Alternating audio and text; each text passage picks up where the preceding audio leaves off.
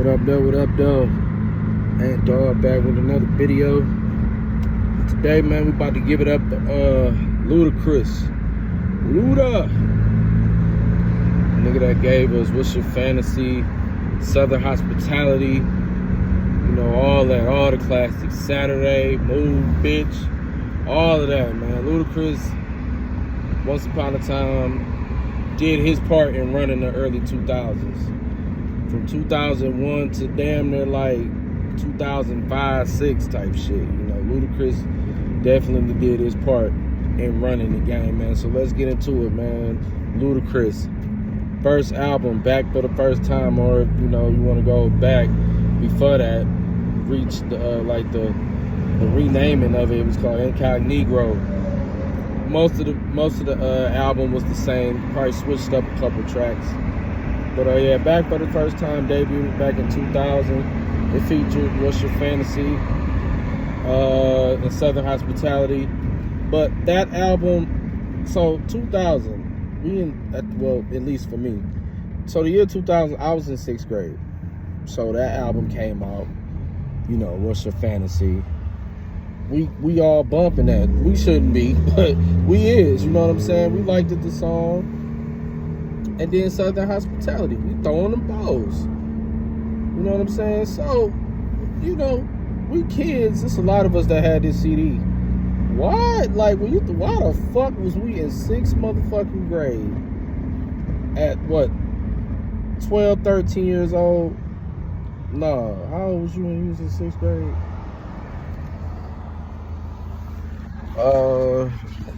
In 6th grade, you was like, I think he was like 11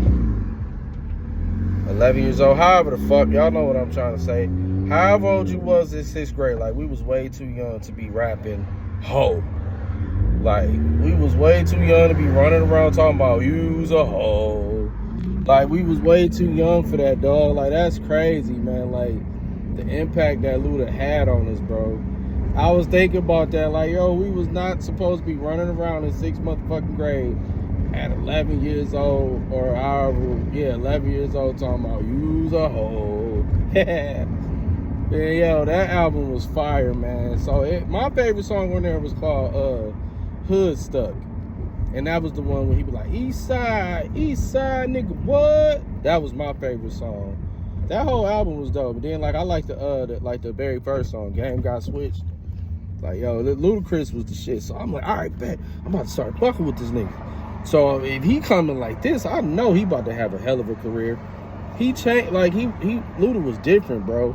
His style, his lingo, his everything, the fro, the braids, you know what I'm saying? The real nigga, real Southern nigga, you know what I'm saying? Like I was like, yo, he about to change the game, dog, and he did. Luda came in there, this, that, and the third, and some. Different. Man, when he came back with that word of mouth the next year, dog, I lost my motherfucking mind, man. Word of mouth. So that year was when I first started rapping. I wrote my first rap, word of mouth. So I remember, like, when I started rapping, I used to, like, pretend, you know what I'm saying, I'm about to be this big artist, yo. I'm about to make my own motherfucking CDs and shit. So I used to draw, like, artwork, like CDs and shit. Like, my own artwork, I used to do that. And I, like, kind of, like, took his album cover and like redid it in a different way, and I named my first album with that album cover. Like that was my favorite shit, dog. I love that word of mouth album, bro. Like Luda did his thing with that one, dog. So yeah, you got that was the one that gave us Roll Out, Area Codes, and Move Bitch, and Saturday.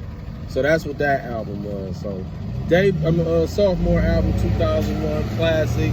Roll Out was the first single. It did what it did. But when he came with that Move Bitch, I don't even think that was the first single. It might have been Area Codes.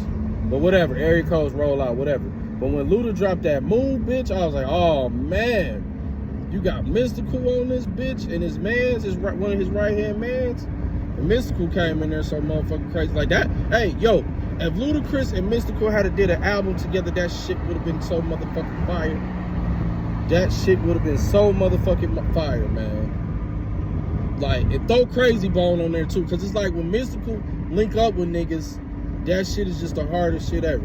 Like when Mystical did that, I don't give a fuck with Crazy Bone, that shit was the shit. When Ludacris did Move Bitch with Mystical, that shit was the shit. Like if all three of them niggas had to did an album together, man, or you know whatever, like Ludacris and Mystical and Crazy Bone, that shit would have been fire, dog. Cause they was for sure tearing shit up. Them niggas' styles is like none other. And Ludacris, like he brought that. Like he and his first two albums, let me put this out there too. His first two albums was very comical.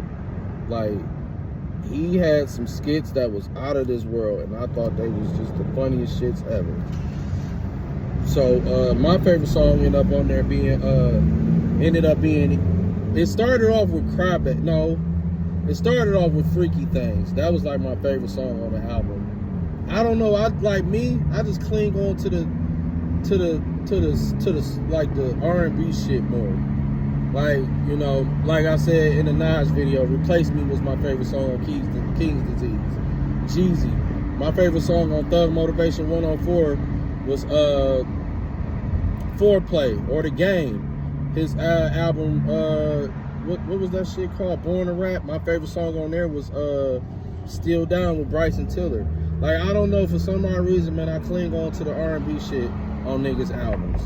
So yeah, man, Freaky Things, that was like my first favorite song on there. But Crybabies, that shit was fire because Ludacris was spitting them bars, dog, and it was funny. So yeah, it's like Freaky Things and Crybabies, those was my shit. And Saturday, of course. And then, like, if you know, you know. But on the album, Word of Mouth, the very last song, Block Lockdown, after you listen to the song, it's gonna pause for like a minute, 30 seconds, then Welcome to Atlanta gonna come on. For those that don't know. So yeah, that song was as well on the album, for those that don't know. It's after the very last song. It's a hidden track if you brought the CD when it came out. I did. 2001, I brought the CD. So, yeah, fast forward and moving forward, you know, I think about 2 years later, nope, the next year, he comes back with Chicken and Beer. Another classic in my book. He comes back with Chicken and Beer, and that featured Stand Up. And that's a song that's featured in damn near every dance movie. Because that's like a dance song, even though it ain't, but it is, you know what I'm saying? Because it fit well with, what was that?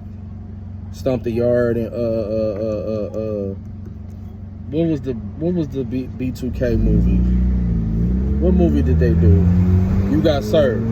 Like, that song fit well with those type of movies. So boom, he dropped Stand Up. Then he came with Splash, Waterfalls, that Freak Nasty song.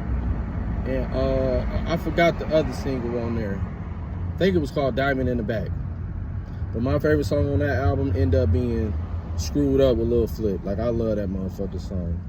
That and Who Let These Hoes in My Room with Snoop Dogg.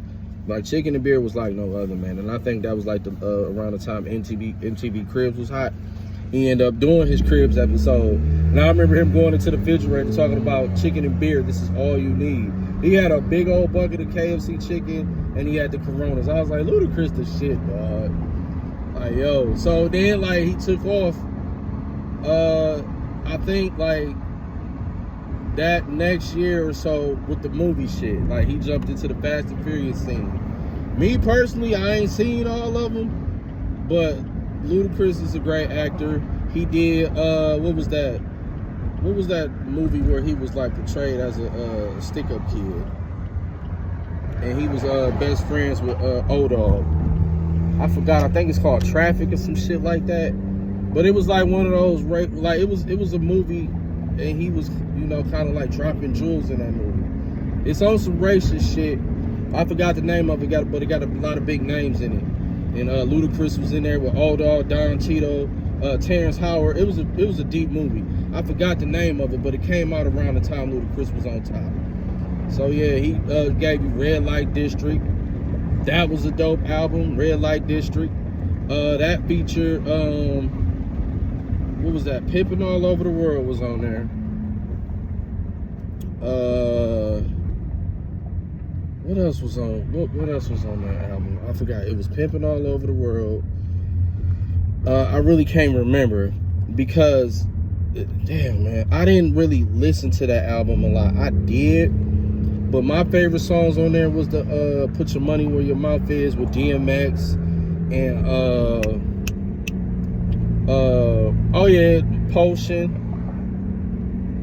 Number one spot. Yep, that was the single too. Number one spot. He did the Austin Powers theme for that video. But my favorite song was one he did with DJ Quick, Spur of the Moment. I love that record. Spur of the motherfucking Moment. Red Light District. And if you look up the meaning of that album, like, it's fucking funny, dog. Came back, released Therapy. I ain't really rock with that. Kind of like after Release Therapy, I like Luda, come on, man. It's like he kind of like, he's still bringing that shit, but it was like all the shit after Red Light District, all of that shit after that, it was nothing like, his first three, because Red Light District was like, it was straight though. But Relapse Therapy, what was the other one? Theater of the Mind, Ludiversal, Battle of the Sexes, and I think that was it. That's all Ludacris dropped. Now here he gearing up for another album. I hear he about to drop another album. I can't wait to hear that. Like, cause Ludacris, if you follow him on Instagram, social media, anything, like, he's still proving to this day that he still has them bars.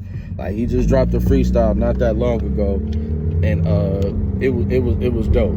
Like, Ludacris was standing on business. He still motherfucking got it, dog. So yeah, man, I did a video about a year or two ago, man. I was like talking about who's the most lyrical, and I threw Luda up in there. Ludacris is lyrical. If you listen to that group album they did, the Disturbing the Peace group album, he got a song on there. No, it ain't him. He do got a song on there, but he was just going crazy, dog. I'm like, this nigga is badass, man. So yeah, shout out to my nigga Ludacris. Word of mouth, my favorite album, favorite songs. I already told y'all them. You know what I'm saying? I can't wait to hear this man new album. I sure do. Hope it come out sometime soon. And let me know y'all favorite Ludacris album. Comment y'all favorite songs. Where does he fall in y'all top 10, 5, 10, 15, 20, whatever, Ludacris up there in mine. But like I told y'all, I constantly switch my shit up. But Ludacris is definitely in my top something. I don't know what it is, but Ludacris is up there, man. I fuck with you, dog. And he a silly motherfucker, man. He got a sense of humor. He changed the game. He got his own style. He true to himself. Nobody fucked with him because he was a real nigga. I know him and T.I. had their thing, but that really wasn't, that really wasn't shit. I think that didn't even last long. But yeah, man. Representing the Atlanta Falcons, he love ATL. Got one of the dopest theme records, Georgia. Like, for like when niggas rep their city and shit. Yeah, man. Shout out to Ludacris, dog. But like, comment, share, subscribe. That dog, the biggest dog of them all. And the dog is out.